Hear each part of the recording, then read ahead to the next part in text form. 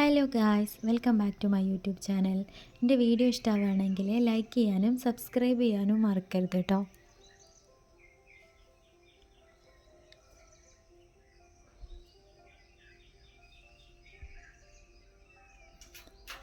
ഇന്ന് ഞാനും ഉമ്മച്ചിയും കൂടി സിനിമയ്ക്ക് പോകാൻ വേണ്ടിയിട്ട് ഇറങ്ങിയതാണ് കേട്ടോ. ടർബോ ആണ് കേട്ടോ മൂവി. ഞാനങ്ങനെ പ്രത്യേകിച്ചൊരു നടൻ്റെ ഒന്നും ഫാനല്ല. പണ്ടൊക്കെ അങ്ങനെയായിരുന്നു. പക്ഷെ ഇപ്പം എനിക്ക് നല്ല സിനിമ ഏതാണോ അതെല്ലാം കാണും, അങ്ങനെയാണ് കേട്ടോ.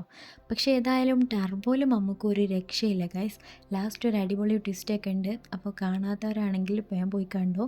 നല്ല സിനിമയാണ് കേട്ടോ. എനിക്ക് പേഴ്സണലി നല്ല ഇഷ്ടമായി.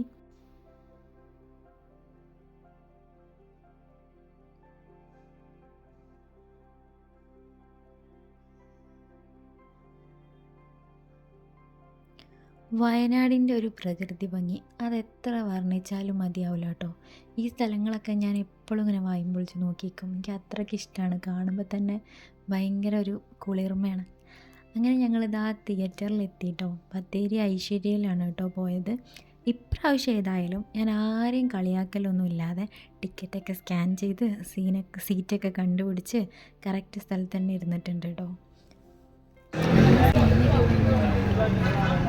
ഇനിയിപ്പോൾ ഭക്ഷണം കഴിക്കുക എന്നുള്ളതാണ് അടുത്ത ലക്ഷ്യം.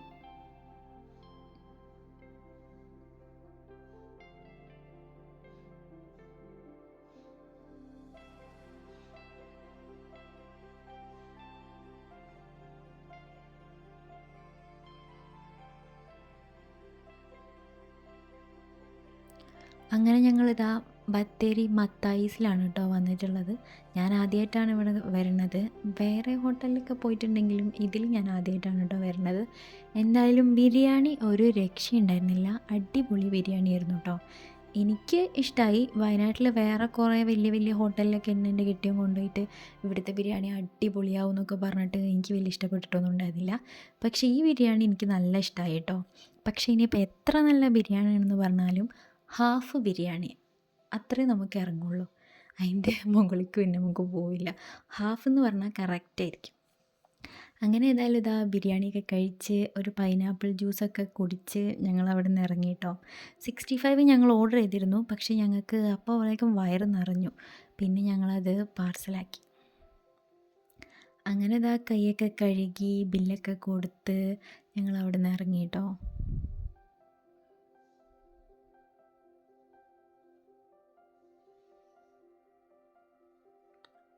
അങ്ങനെ ഞങ്ങൾ ബസ് കാത്ത് നിൽക്കുകയാണേ.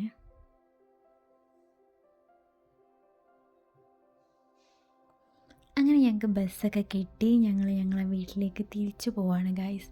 അപ്പോൾ എൻ്റെ വീഡിയോ ഇഷ്ടമായാൽ ലൈക്ക് ചെയ്യാനും സബ്സ്ക്രൈബ് ചെയ്യാനും മറക്കരുത്. അപ്പോൾ വേറൊരു വീഡിയോ ആയിട്ട് വരാം. ടാറ്റാ.